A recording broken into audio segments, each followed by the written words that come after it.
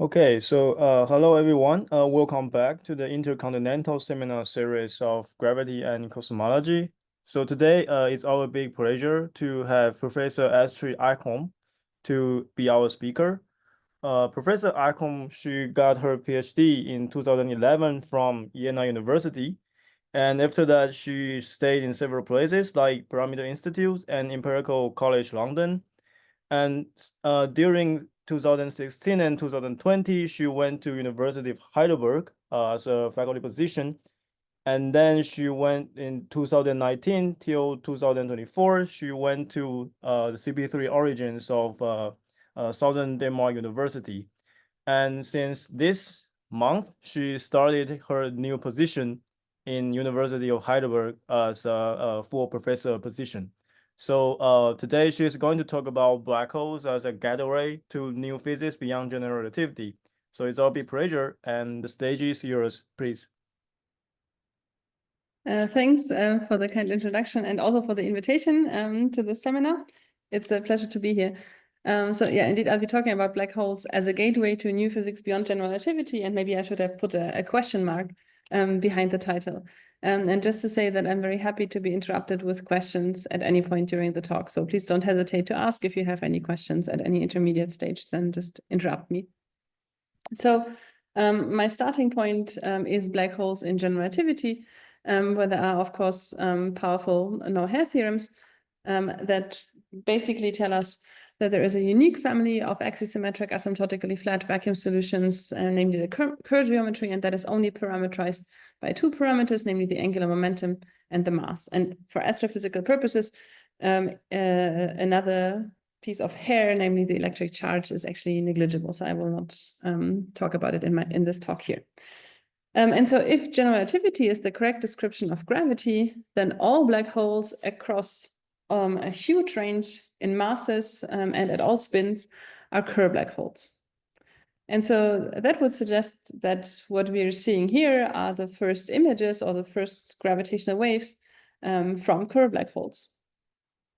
And in fact, the sort of first glimpse at a comparison of theory to observations seems to indicate that this is indeed observation and evidence of the Kerr paradigm.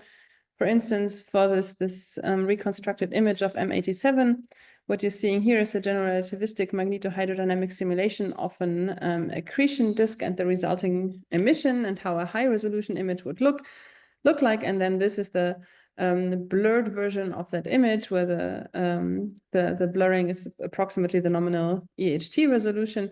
And then you see that these images actually look reasonably similar to each other. And similarly, if you look at the actual measured gravitational wave signal in LIGO of this very first gravitational wave event, and then you compare the numerical relativity waveform and you subtract, then you get residuals which are compatible basically with noise. And also going beyond these first observations, the current status is that there is no detection of any significant deviations from general relativity, and in fact all possible tests for deviations from general relativity come up empty-handed. However, if we look at the Kerr solution from a more theoretical point of view, then we already know that it's not the final answer. And we can see that in the Penrose diagram of the Kerr spacetime. So this bit of the spacetime is the region outside the black hole event horizon where we live. And then this is the black hole event horizon. And then unphysical things happen beyond. So there is, first of all, a curvature singularity at which also geodesics end in finite time. So the spacetime is also geodesically incomplete. Then there is a region beyond where closed time-like curves are allowed and causality breaks down. And then there is also an inner horizon, which is a Cauchy horizon. So this means if I set up an initial value problem on a spatial hypersurface somewhere down here and evolve into the future, then I cannot evolve beyond this point. And so for all of these reasons, we know theoretically that astrophysical black holes cannot actually be described by the Kerr solution, but there must be some other spacetime that they are actually described by. And so then the important question to understand is where we should be looking for observational evidence of this breakdown of the Kerr solution. And in particular, where should we look for hints of what the new physics and gravity is that goes beyond general relativity and that hopefully resolves all of these inconsistencies. And so this is the question I'll be asking: where should we expect new physics in gravity, and how do we look for it?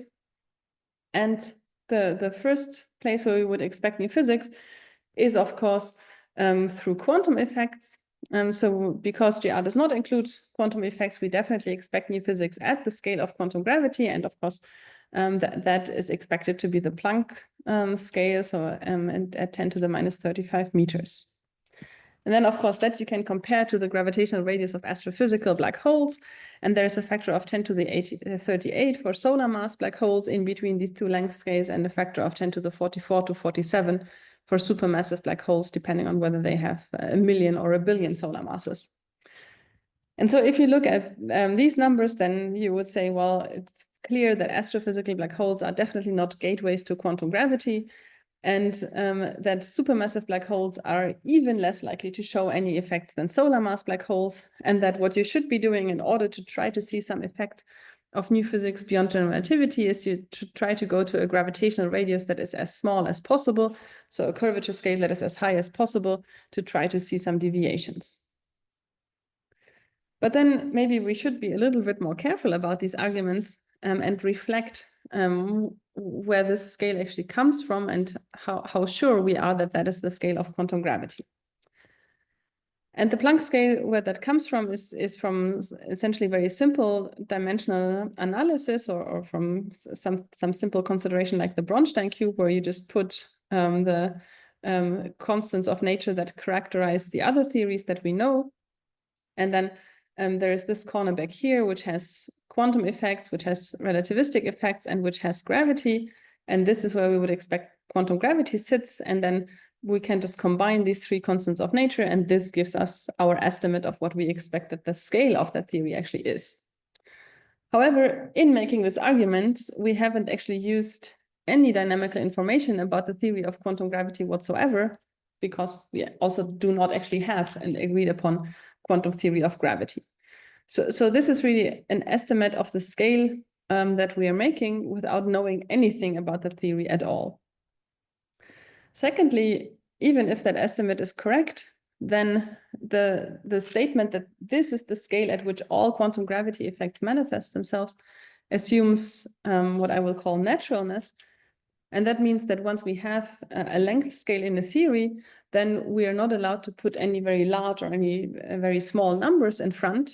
But of course, naturalness is something that is observationally challenged. So for instance, the cosmological constant is very, very many orders of magnitude away from its natural value. And so it's not clear whether nature is actually natural, or whether even if the theory has a typical scale, one can very well have very large or very small numbers in front of it. And then the third assumption that goes into this estimate is that quantum gravity actually comes with a single scale at which all quantum gravity effects manifest themselves. But if you think about actual examples of physical theories, then you can also have theories which have widely separated, even exponentially separated scales with different effects manifesting themselves at different scales.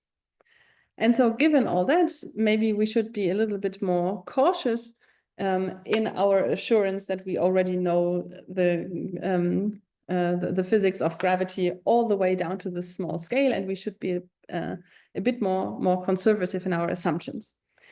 And there is, of course, also the possibility that gravity is modified not just through quantum effects, but already at a sort of classical level.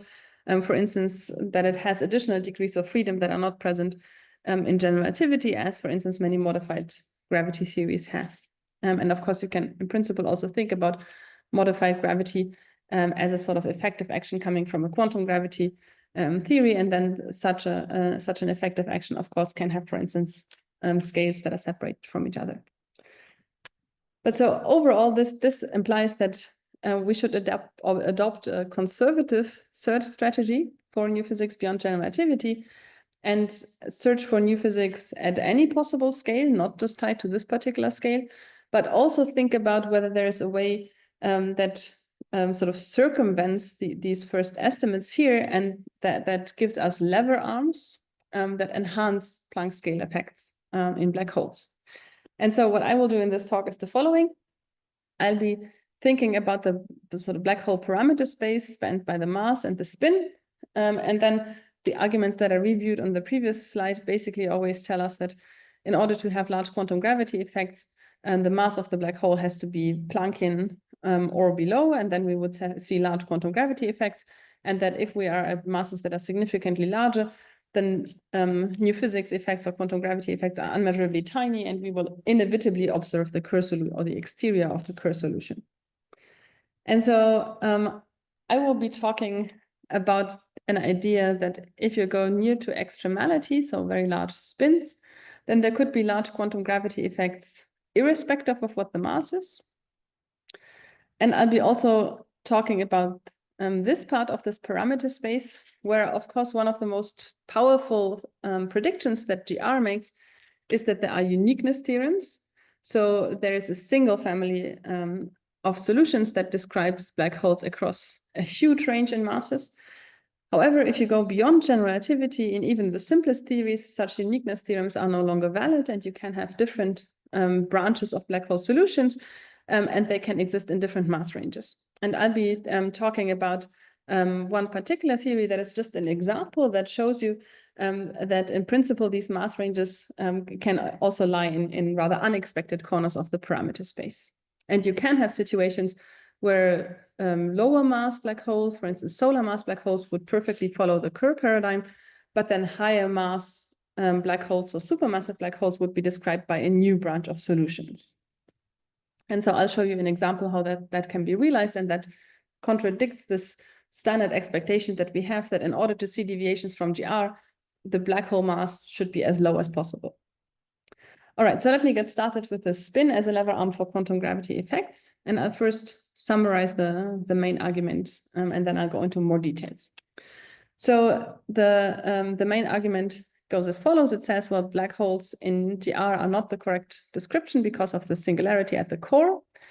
But then if we go to toy models in quantum gravity, the core generically is regular, and you're also finding an inner horizon. And these effects are usually hidden sort of deep inside the black hole.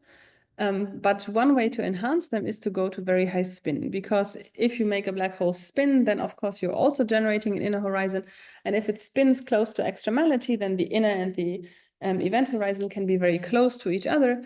And then even a tiny quantum gravity correction can be enough to sort of kick the black hole across this threshold where it becomes horizonless. And of course, within general relativity, we generically don't believe that black holes can be brought to extremality and become horizonless, because then they would correspond to a naked singularity, and that's excluded by the cosmic censorship hypothesis. However, because quantum gravity effects are expected to make black holes regular, there is no longer any argument why they shouldn't be able to go to extremality. And then if we look at the images of such horizonless spacetimes, they have all of these inner structure that is not present in the shadow of a black hole. And so then it becomes interesting to ask whether or not current and near future very large baseline interferometry arrays can actually resolve these structures or detect some imprints of these structures. And so this is the story that I will now be telling you. Yeah, let me also mention there's a completely independent argument that also shows you that the spin could act as a lever arm for quantum gravity effects. And that argument uses that if you go close to extremality, then higher order curvature corrections that are usually quite suppressed in the action, they can become very important for perturbations. So where I will be telling you more details about this idea is in the context of asymptotically safe quantum gravity, because there we can construct such toy models of black holes inspired by asymptotic safety. And what I will do is I will give you a quick introduction to the theory and then review how one can construct sort of toy models of black holes in that setting. And then I'll explain how the idea with spin as a lever arm works and whether or not we can access these effects through observations. So for that, let me explain what the problem of perturbative quantum gravity is and how its asymptotically safe solution looks like. So if we want to quantize gravity perturbatively, we're writing down the path integral over all metrics, weighted with a quantum mechanical phase factor, and the action in there is the Einstein action. And then as we're calculating loop corrections, we're encountering divergences, as in most quantum field theories. And the first two divergences are sort of harmless. They are just the form of a cosmological constant and of the form of the Newton coupling, which means that we can absorb these divergences if we have the corresponding terms present in the action. However, we also already at one loop encounter higher curvature corrections, and in order to remove those divergences, we need to introduce counter terms of this form, and they of course go beyond what is present in our original Lagrangian. And that pattern continues as we go to two loop. We're encountering a counter term that is third power in the curvature, and so on and so forth. And so this is the problem of perturbative renormalizability. It means that if we want to go to arbitrary high loop order, the number of counter terms and couplings in front of these counter terms proliferates. And because these couplings in front of these counter terms cannot be calculated from the theory, they are just free parameters, it's actually a loss of predictivity that we are encountering. So we could write down a quantum field theory of the metric in this framework, but it would be one with infinitely many free parameters. And so given that result, you can then, of course, say, okay, that clearly tells us that the quantum field theory framework breaks down for gravity, and we should rather think about something completely different, think about non-localities as in string theory or some other approach. There is, however, also a more conservative route that we can take, and that is saying, well, maybe the quantum field theory framework is the correct framework to work in. It, after all, also works very well for the other fundamental forces in nature. However, what we need to think about is a way how to restore predictivity. So is there a way how we can fix these couplings, or how we can find relations between those couplings so that we don't have infinitely many free parameters?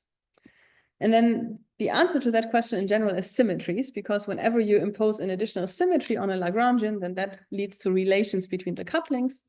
And so that's the idea of asymptotic safety. And the specific symmetry that is demanded is scale symmetry. So here we are accounting for the fact that the couplings in the Lagrangian are generically not constant numbers, but that they actually run due to quantum fluctuations, and so they depend on the scale. And so generically, we have a picture like that. As we change our renormalization group scale, or the scale up to which we have integrated out quantum fluctuations, the values of the couplings change. However, you can then, in some theories, produce a scale invariant regime, which corresponds to a renormalization group fixed point where the couplings do not change anymore. And now, clearly, such scale invariant regimes require that the quantum fluctuations associated to these various interactions balance out against each other. And so if you demand scale symmetry, then this means that the values of these couplings are fixed to those particular values at which you get this renormalization group fixed point. And in addition, even when you depart from a scale invariant regime and the couplings acquire a scale dependence, for such renormalization group fixed point, in general, there's only a finite number of directions in the space of couplings along which we can depart from scale symmetry, which means that the relations that the couplings have to satisfy at very high energies are also imprinted on the couplings at very low energies. And so therefore, if we demand that the theory becomes scale symmetric somewhere beyond the Planck scale, then this gives us relations between all of these infinitely many couplings that hold at all scales. And this is how we actually restore predictivity. So that's the main idea of asymptotic safety. What will be particularly relevant for the construction of black holes is the consequences that this has for the Newton coupling. So in this plot here, I'm showing a dimensionless version of the Newton coupling. So I'm in units where h bar equals c equal 1, and then the Newton coupling has dimensions of 1 over energy scale squared. And so I'm making it dimensionless by multiplying with that renormalization group scale squared. And you can think of this dimensionless number as measuring the strength of quantum fluctuations of the metric. And if you're at energies somewhere of at sort of particle physics scales 10 to 100 TeV, then this number is extremely tiny, which just tells us that it's a very good approximation to neglect quantum gravity at the LHC. But then that number grows, and that means that quantum fluctuations of the metric grow in strength as we approach the Planck scale. And then the idea in asymptotic safety is that once you reach the Planck scale and these quantum fluctuations become of order 1, they are then strong enough to shield this growth of the coupling and instead trigger a regime where the coupling, where this dimensionless coupling becomes constant and we have realized scale symmetry. That actually has the consequence that the gravitational interaction is sort of shielded in the ultraviolet, and the best way to see this is to look at the dimension full Newton coupling. That is just a constant number, its classical value in the whole classical gravity regime. But once we reach the regime where scale symmetry is realized, this just has to scale with 1 over k squared, just because the dimensionless counterpart becomes constant. And so in the UV, the Newton coupling is no longer its value that it has in classical gravity, but instead it decreases quadratically with the energy scale. And you can see that that corresponds to an effective weakening of gravity.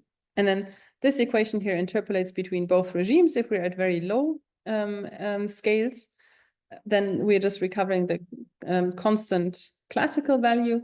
And if k squared is much larger than the Planck scale, then this term dominates over the 1, and then we have a 1 over k squared scaling, which corresponds to this effective weakening of gravity. And just to very briefly say that what is the status of asymptotic safety in gravity from calculations, there is a really compelling evidence that such a scale symmetric regime or renormalization group fixed point exists. And this is a plot that you might have seen before. It's the scale dependence of the Newton coupling and cosmological constant. You have the scale symmetric point here, and then there are various trajectories that come out of it, where this is one that realizes basically a classical gravity regime with the correct observed values of the Newton coupling and cosmological constant. And so based on these techniques that Martin Reuter developed in 1996, a growing community of people has accumulated really compelling evidence that such a fixed point exists. There are a number of open questions about this theory, such as its fate in Lorentzian signature or whether or not it's unitary and so on. These are all under investigation with promising indications. I'm happy to tell you more about that should you have questions. Otherwise, I'll just refer you to the reviews and textbooks and lecture notes that exist. And I will now talk about the properties of black holes that are inspired by asymptotic safety. So the starting point will be exactly this behavior of the Newton coupling that I just introduced, where the classical dimension full Newton coupling is constant up all the way up to the Planck scale, and then it scales as 1 over k squared above. And it does so in order to ensure that all the dimensionless measure of the gravitational strength becomes constant or scale symmetric in this regime.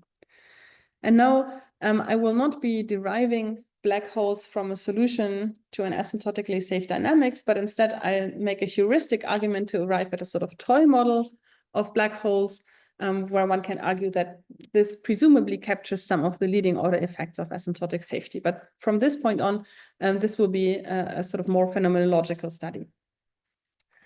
And so I'll start from the Schwarzschild line element with this Labs function here. And of course, the Labs function has the Newton constant in it. And so now the key idea is to promote this to its running counterpart. And then, of course, we have to think about, well, once we promote it to its running counterpart, we have to interpret the renormalization group scale here in the context of black holes. And so if you think about the energy scales that are relevant for black holes, then clearly a reasonable measure of what the energy scale of a black hole is actually a curvature scale. And in this spherical symmetric case, that's particularly straightforward because there is only one independent curvature invariant that you can write down, namely the Kretschmann scalar or the Weil tensor squared or Riemann tensor squared. And it has this behavior where it's clearly singular in the origin. So just based on the fact that this has units of energy to the fourth, when I'm working in h bar equals c equal 1 and k squared has units of energy squared, then I can immediately equate the renormalization group scale squared to the square root of the Kretschmann scalar.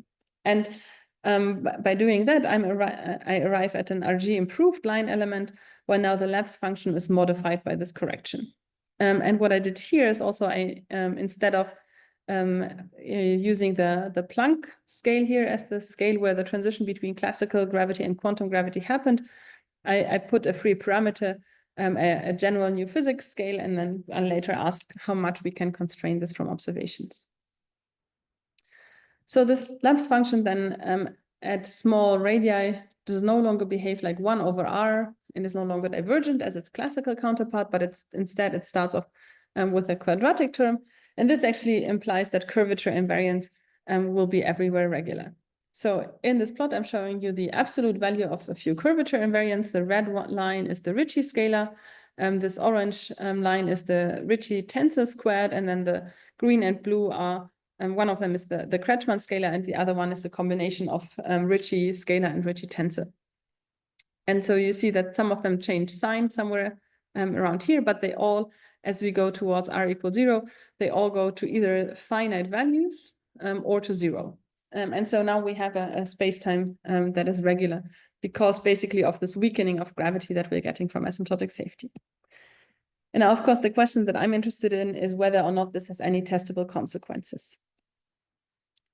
And so for that, let me talk a little bit more broadly about regular black holes and observational tests. In principle, we have sort of a choice to make whether we go for observational tests with images or with gravitational waves.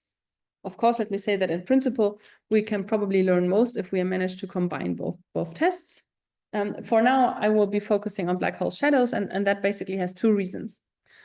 One of them is a technical reason, namely that in order to calculate what such an image looks like, I only need to know the space-time metric and the null geodesic equation. Whereas if I wanted to calculate the gravitational wave signature in a theory beyond general relativity, I would need to know the dynamics, and I would need the dynamics in a formulation that is amenable to numerical simulations and that is also stable. And that is something that is really difficult to achieve for dynamics beyond general relativity. And this is why there are only very few waveforms that have been calculated in dynamics beyond general relativity. Now, on the other hand, there are physical arguments because with gravitational waves, we are currently looking at solar mass black holes. With images, we are looking at supermassive black holes. Now, you would say, well, but solar mass black holes have higher horizon curvature. So are they therefore not more likely to have to show new physics effects than supermassive black holes? And what I will try to tell you is that if we use spin as a lever arm, then the solar supermassive black holes might be the more promising population. And that is because if you look at the typical spins in the LIGO, Virgo, Kagra catalog, then they typically tend to be at sort of intermediate values. Whereas for supermassive black holes, we don't really know much about their spin. However, there are X-ray studies of active galactic nuclei, and they actually show or hint at a population of supermassive black holes with near-extremal spins. And so these are the ones that I'll be interested in. And so this is why I will be focusing on the shadows or the images of regular black holes. So let me then explain what the consequences of making the space-time regular through asymptotic safety are for black hole shadows. So we'll go back to the line element that I just motivated, which has this modification here. And one useful way to think about what this modification does is that it makes the mass not a constant, but a space-time dependent function that is everywhere smaller than the mass that you would measure at asymptotic infinity. And so this is exactly what happens if you weaken gravity. Then at any point in the space-time, the gravitational pull that you feel corresponds to the gravitational pull that you would feel with a Schwarzschild black hole, but of a smaller mass. And so because gravity is weakened, then those surfaces where gravity becomes strong, they become more compact. So that is both true for the horizon, where gravity tilts over the light cones, so that both inward and outward going geodesics actually face inward.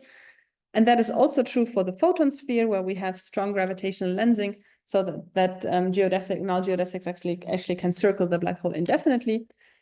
Both these surfaces of sort of strong gravity become more compact if gravity is weakened. And so if the photon sphere is more compact, then also the shadow of a spacetime becomes more compact. And so then this is something that you can use to constrain this free parameter, this scale that shows up in this metric. So what you're seeing here is the radius of the shadow normalized to the mass that you would measure at asymptotic infinity as a function of this new physics scale. And then these blue regions are the EHT constraints on the shadow size of M87. And then these red contours are the most interesting one. They are the ones that are relevant for the asymptotic safety inspired case. These purple ones are for another family of regular black holes. And you can see that the shadow radius shrinks as you increase this new physics scale.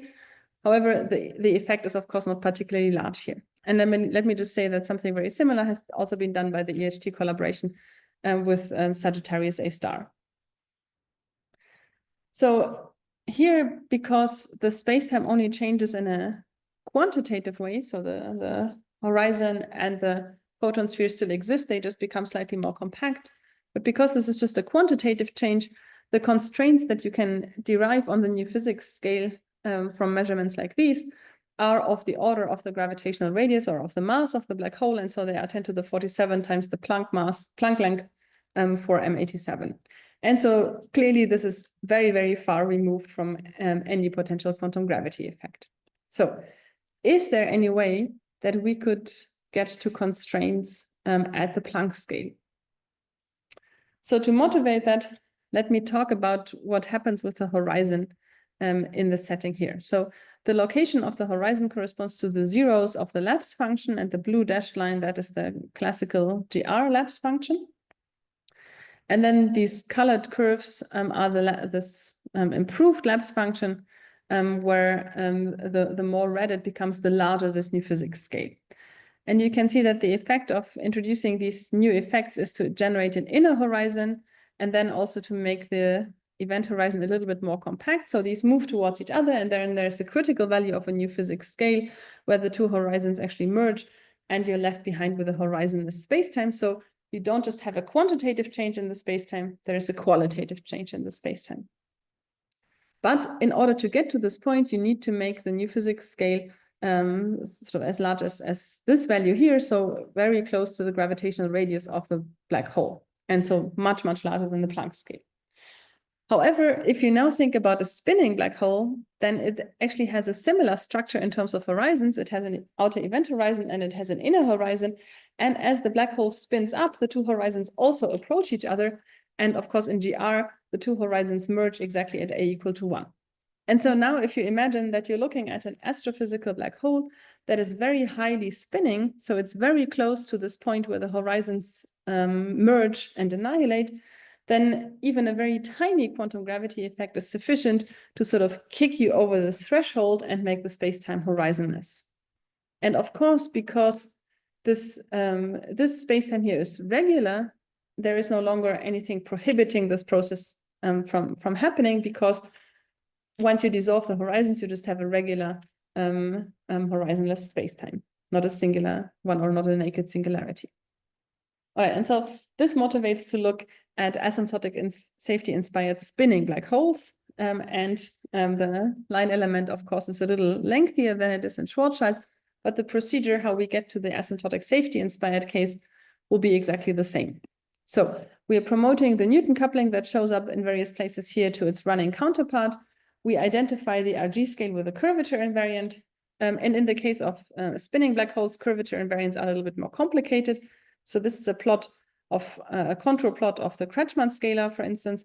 In these orange regions, it actually has the opposite sign that it has in the green regions. Also, spinning black holes do not only have one independent curvature invariant. There's a second one. However, one can look at this nice combination, the absolute value of this complex invariant, and that actually has a very simple form. And so this is what we are using to identify the RG scale with. And in this way, we are then getting a lengthier line element that leads to everywhere regular curvature invariance. And now we can think about what will happen to the spacetime as we spin it up and go to very high spin values. So the condition to find the horizons in the equatorial plane is just that this inverse metric element has to be 0. And classically, that just boils down to the second order equation in the radius, so that classically, we have an inner and an outer horizon, and they merge at a equal to 1, or actually a equal to gm in appropriate units. But classically, that would correspond to a singular space-time that's excluded by cosmic censorship. Now, the quantum case actually has this additional correction here, because there's the Newton coupling that is promoted to its running counterpart. And so therefore, the condition that the spacetime becomes horizonless is actually a little bit smaller. So it's a black hole that wouldn't be an extremal black hole in GR. That already is an extremal black hole in the quantum case. And it is a regular spacetime. It doesn't have a curvature singularity, so it's not excluded. And so this is then the idea.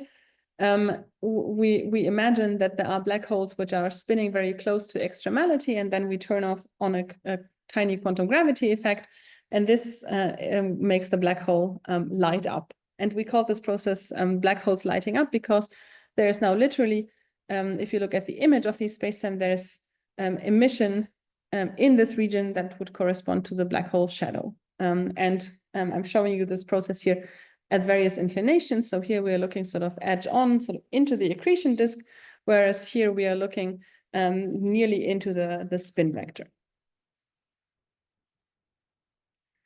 So let me briefly explain why there are these sort of discrete structures in there. Why is it not that there is just sort of light that is just coming through and that continuously illuminates the interior? This is basically a consequence of the photon or the light ring or the photon shell of the spacetime. And you can sort of see that already in the null geodesic equation in spherical symmetry. This is what the null geodesic equation in that case looks like. It has this potential, and this potential has a maximum. And so therefore you can actually have geodesics that just orbit the black hole at a stable radius many times. However, because this location corresponds to a maximum of this potential, it's also an unstable point. And so ultimately geodesics that have orbited a bunch of times will ultimately deviate and will make it to an observer. And now the photon sphere can still persist in a horizonless spacetime, so you can still have these maxima of the effective potential. And so what the difference to the black hole is that you can now have basically emission that comes from directly behind the black hole, and that if you have a black hole is just swallowed by the horizon.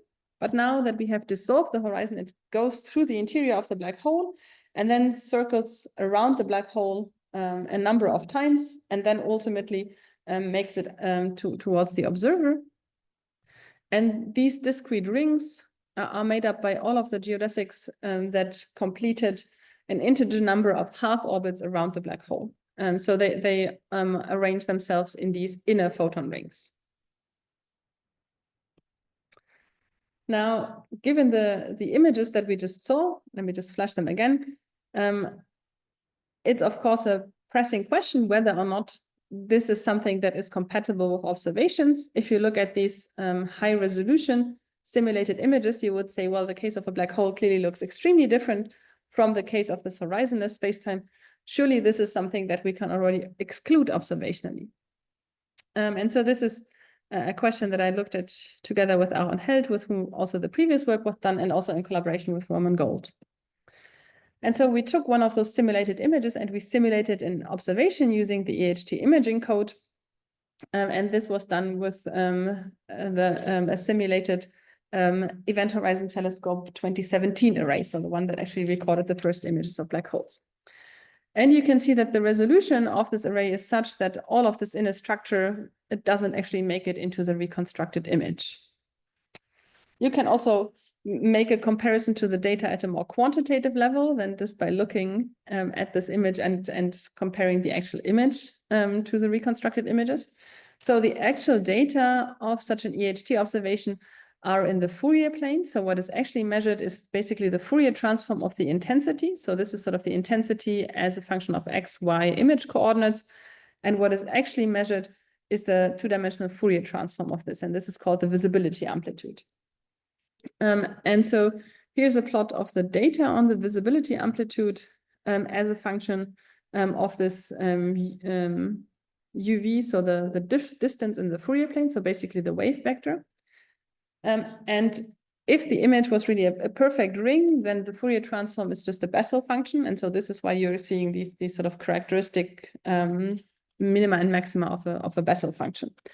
And now these different black crosses are EHT data for M87 on 2 different observation days.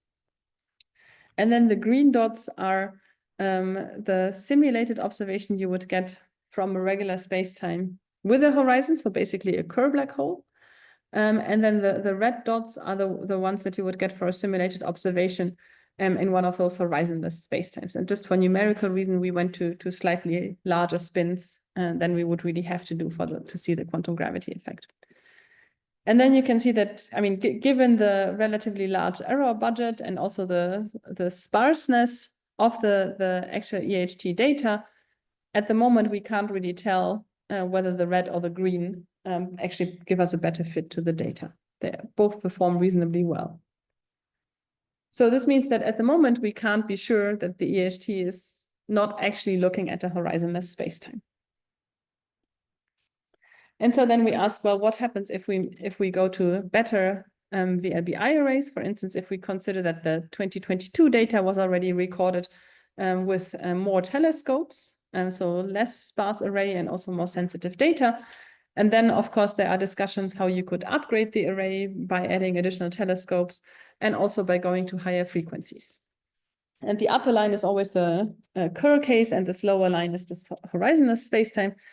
And you can see that basically with earthbound VLBI arrays, you never get to this resolution where you can really reconstruct these inner rings, but you can see a difference very clearly in these images, in that for the black hole, this becomes darker and darker in the center as you increase the sensitivity, whereas the intensity that is inside these rings here just makes it into this sort of general diffuse reconstructed emission in the center. And you can quantify that in what is called the central brightness depression, that just compares the lower 5th percentile flux in this shadow region to the average flux in this ring region.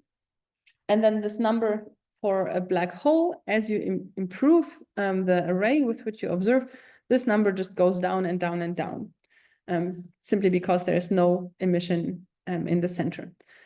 And if you look at the same number, the central brightness depression for these horizonless spacetimes, you see that it basically plateaus at these values. And so if you go to an array which has, I think in this case, we added 10 telescopes on Earth and also added this higher frequency band, then you can see that the distinction between the two spacetimes becomes very significant. All right, so this is what I wanted to say about spin as a lever arm for potential large quantum gravity effects.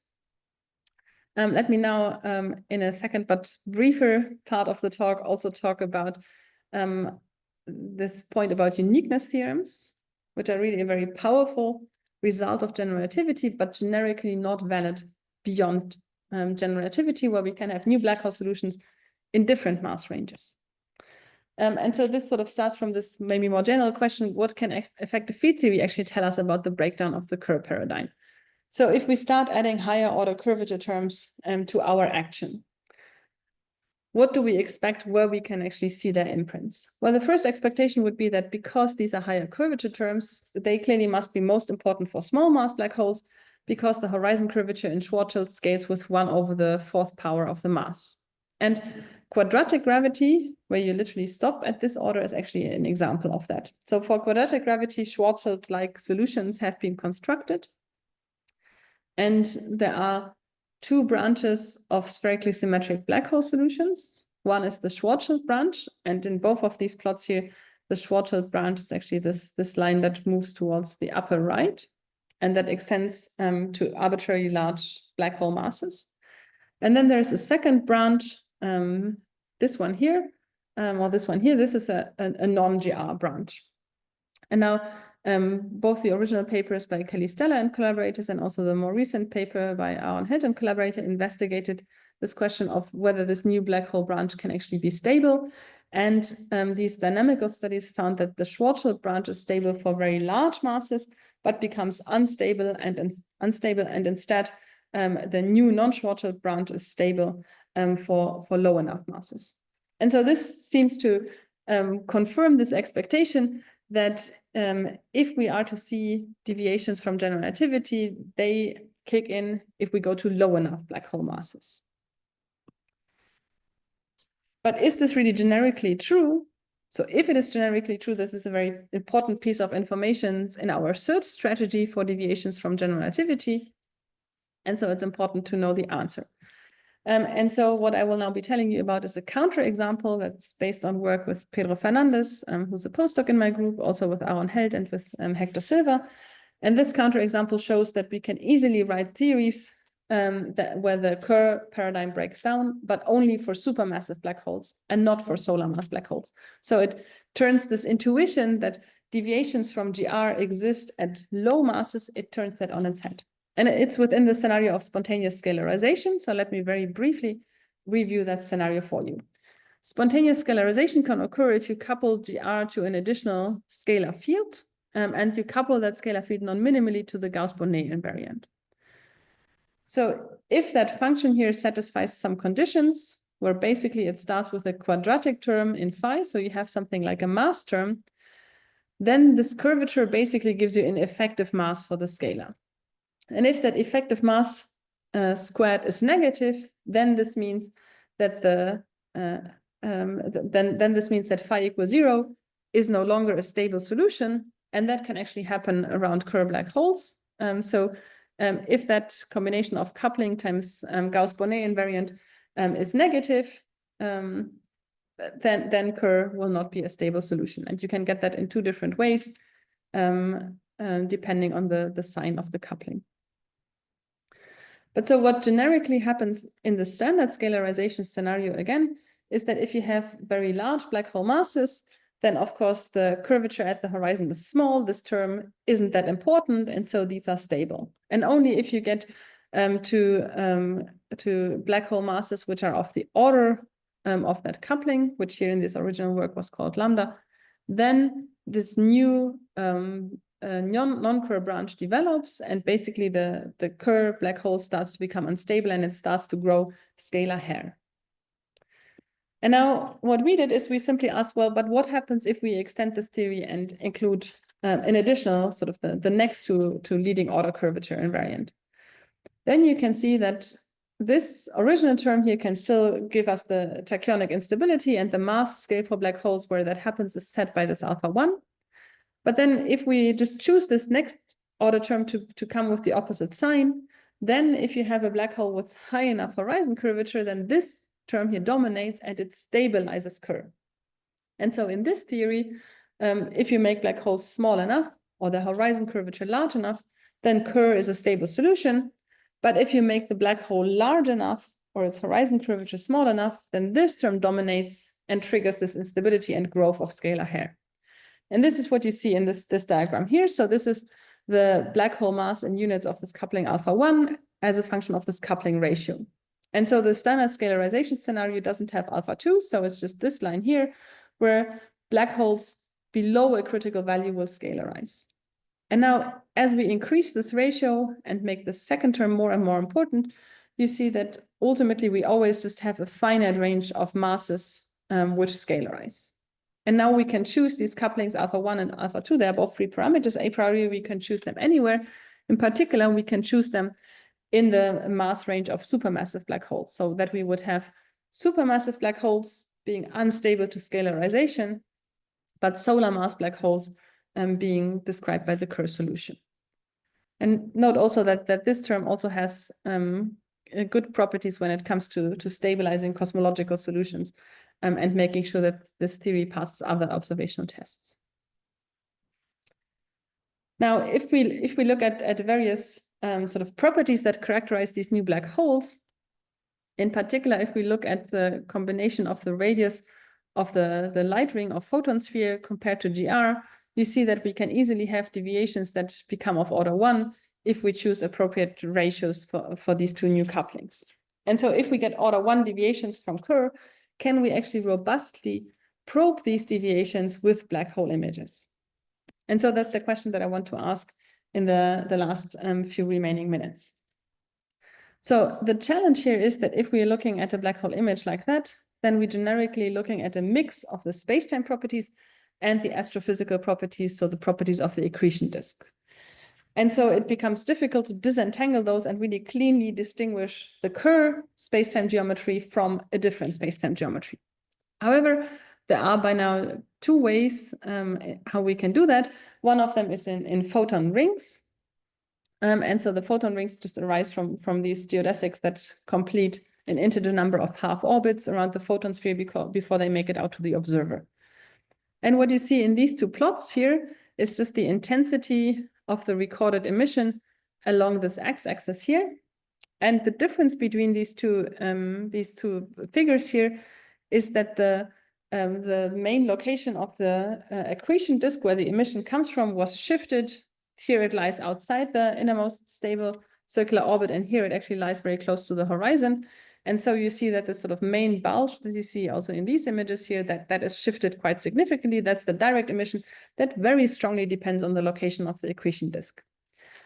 However, then there are also these smaller peaks, and those are the photon rings. The n equal 1 shifts a little bit from here to here, but then the n equal 2 you see is basically already aligned for these 2 images where we've drastically shifted around the emission region. And so these higher order photon rings are very clean probes of the actual space-time geometry. A second way to probe the space-time geometry is basically to sort of marginalize over the astrophysical properties and calculate what is known as a lensing band. So in a given emission model where the emission in the space-time comes from a given accretion disk, the photon ring, the nth photon ring will lie in a particular location. But then as you vary over all possible emission regions, that nth photon ring will move within a certain bounded region. And so when you know these lensing bands and then you compare them against observational data, then you can check whether the observational data gives you a photon ring within the lensing band or outside the lensing band. And I want to briefly show you an animation of what that looks like. So these are the lensing bands for these scalarized black holes. So the blue is always the n equal 1 lensing band for Kerr, and then this orange is the n equal 1 lensing band for the scalarized solution.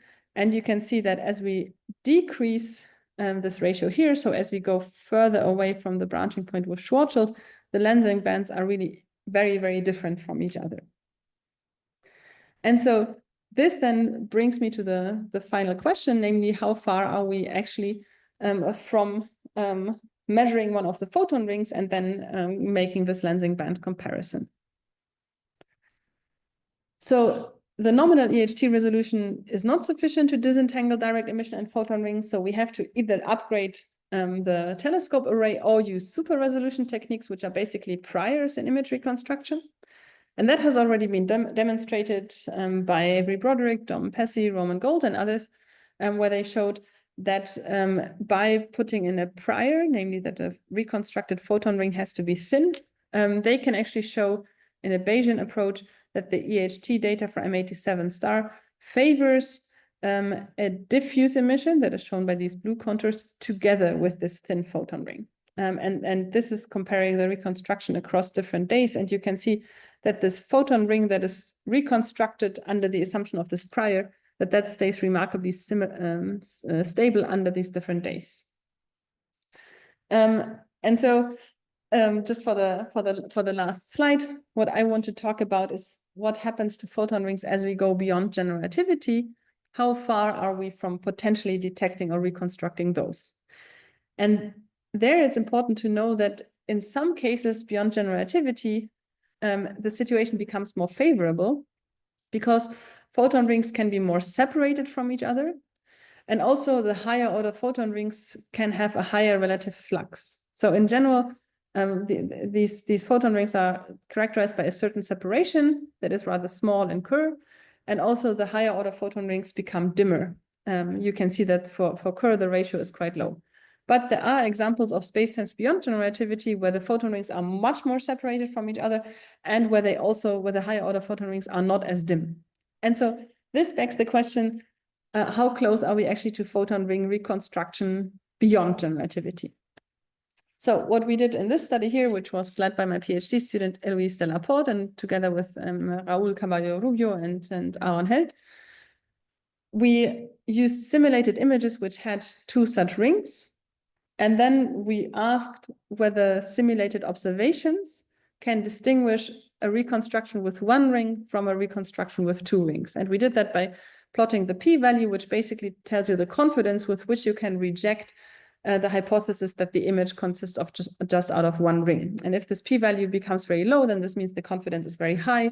So basically this region here of low p-values is where you can confidently say the two-ring model does better at fitting the image. And then you can see that there's a dependence on the arrays that are assumed in this reconstruction as we are scanning through different relative fluxes. And just to give you the upshot of that study, this is what the situation looks like for the current EHT array. So red lines in this parameter space are where we currently can not confidently distinguish one from two rings, and green lines are where we can do that. And then we ultimately want to know, well, when does this region here around these beyond GR spacetimes, when does this become green? And we basically found two ways how you can do that. So if you add new telescopes with high sensitivity on Earth, you're sort of getting close and you're covering some of those spacetimes. However, you can get even more if you either add a space-based baseline, of course, because that increases the resolution, or if you're using super resolution techniques, which basically means using priors in the image reconstruction. So this was a somewhat idealized study, but I think it shows that we may be not so far away from ultimately accessing photon rings in spacetimes beyond general relativity, and then we'll be able to make more confident statements about whether we are actually looking at Kerr black holes or scalarized black holes or other examples. And so this brings me to my summary. The key takeaway message from this talk is that we traditionally expect that quantum gravity or other new physics becomes important in the black hole parameter space only for very low mass black holes, or those which have very high horizon curvature. However, I told you that if we go near to extremality, this could be a different way of making new physics effects very significant. And then I also showed you that uniqueness theorems don't generically hold beyond GR. And in particular, you can easily write down theories where uniqueness theorems are violated somewhere here, sort of at very, very large masses, whereas lower masses follow the Kerr solution. And I think the upshot of that is that we actually know very little about this parameter space and where we should actually expect new physics. And we should therefore think about all possible observational ways of testing the Kerr paradigm. And with this, I'd like to thank you for your attention, and I'm looking forward to questions. Thank you very much, Astrid. Very, very nice talk. So I personally have a couple of questions, but before that, let me ask whether there are questions from the audience. Yeah, Yuta. Hi, Astrid. Thanks a lot for this nice talk. And I was wondering about also a few things. Now, this last type of black hole that you studied, that was only spherically symmetric. Is that correct? You mean the scalarized one? Yeah, we looked at the scalarized one with the Gottman net term squared. Mm-hmm. Yes. The coupling function, is it an even coupling function? Probably yes, because otherwise you don't have spontaneous scalarization. But in that case, in that case, these theories very often have non-radial instabilities. Have you looked into that? So yeah, it is an even coupling function. We chose an exponential one. And sorry, what instabilities did you say? I didn't. Non-radial ones. So oh, non-radial instabilities. Yeah, we haven't looked at that. Is given. Mm-hmm. We haven't looked at that yet. We wanted to also look at the axisymmetric case next, and then of course answering about the dynamical stability of those black hole solutions is of course a more tricky question. But it's on the list of things we want to look at with those solutions. One thing that I can maybe say that we only realized after putting out our paper is that this theory does better than standard scalarization models with cosmological instabilities. So the standard scalarization models often have the same tectonic instability in the very early universe, meaning that they become difficult to reconcile with sort of standard inflationary scenarios. And this higher order term actually also protects us in this region. So at least when it comes to cosmological instabilities, adding this term improves over the standard scenario. Yeah, also when you add just a Ritchie scalar, cosmological problems get much better. But precisely in this scenario, there are these non-radial instabilities. So this is why I was wondering about your solutions. Yeah. We've not looked at those, but yeah, thanks for the point. We'll definitely think about whether or not we can say something reasonable about that already. Yeah. Yeah.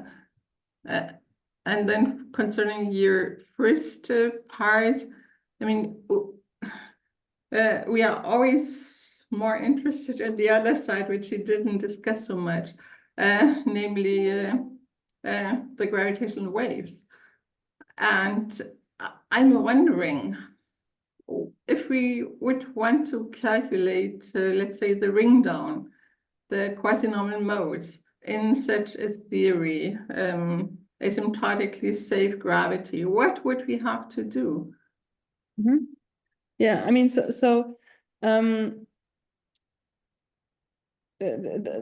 dynamics in asymptotic safety contains a bunch of higher order curvature terms.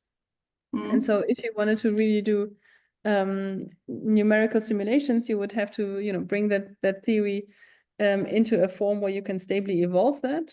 And of course, this is something that people in numerical relativity are working on in the context of sort of general effective field theory extensions of GR. So it might be something that becomes possible in the next few years. And of course, already for the calculation of the quasi-normal mode spectrum, you actually have to look at the perturbations about a black hole background in the presence of these higher order terms. And so then one question that also becomes important there is whether or not these higher order terms actually physically destabilize the theory, which of course would be a much bigger problem for the theory, or whether they are just a sort of mathematical challenge and we need to learn how to properly deal with calculating with theories which have these higher order terms. But it's certainly a much more challenging thing to do than to calculate black hole images. Yeah, certainly. I mean, the quasi-normal modes, as Nasha, that involved, let's say, during the full numerical relativity calculation, but one has to have a set of field equations, and you say those one has.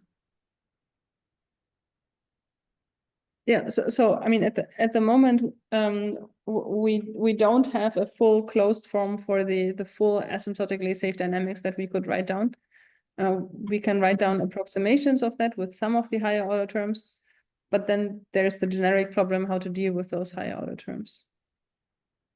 Okay, thank you. Any questions? Any other questions?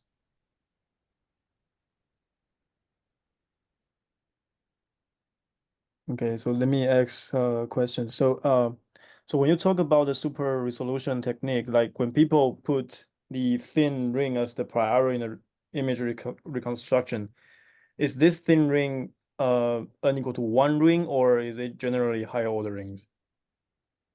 So I think it depends. I mean, in my understanding of what was done in this study, this is meant to be the n=1 photon ring. So it's just n equal to 1.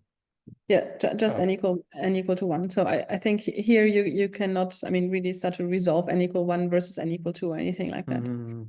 What we did in this sort of more idealized study is we just considered sort of, I mean, we did not start from actual simulated images of any spacetimes. We just put in sort of simple models which just had two rings like that. And then depending on what spacetime it is that you're looking at, you could interpret that as, for instance, n equal 1 and n equal 2. And so in fact, for some of these spacetimes like the horizonless, if I very quickly go back to those images, then you see in those simulated images that here the n equal 1 outer and the n equal 1 inner ring are really, much more separated. And also for these inner rings, n equal 1 and n equal 2 are sort of much clearer separated. So you can then, for this sort of very idealized study, interpret this potentially as n equal 1 and n equal 2 in some beyond GR spacetime. But it is an idealized study because it also neglects the question whether there's some much broader diffuse emission also in that image. So it's really just the sort of first step to assess a little bit of how close we are to detecting photon rings beyond GR.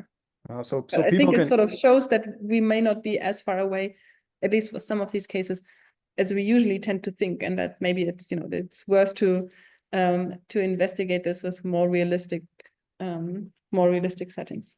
Yeah. So like people can also interpret this two-ring model as in a model where we may have multiple photon spheres. So in that case, you can interpret them as two n equal to 1 rings, for example, yeah, right? Yes.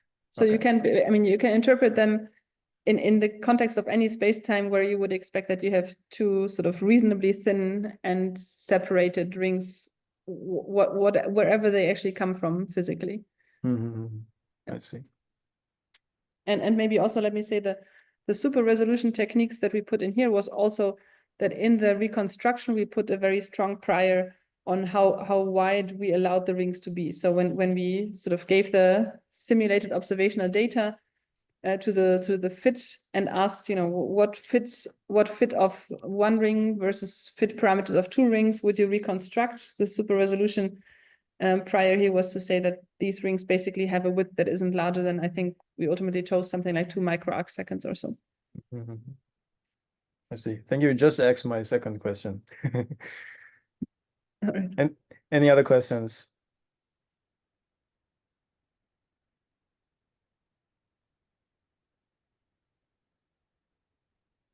So if no, then we will stop the official session of the talk. Thank you, Professor Eichhorn. Let me stop recording.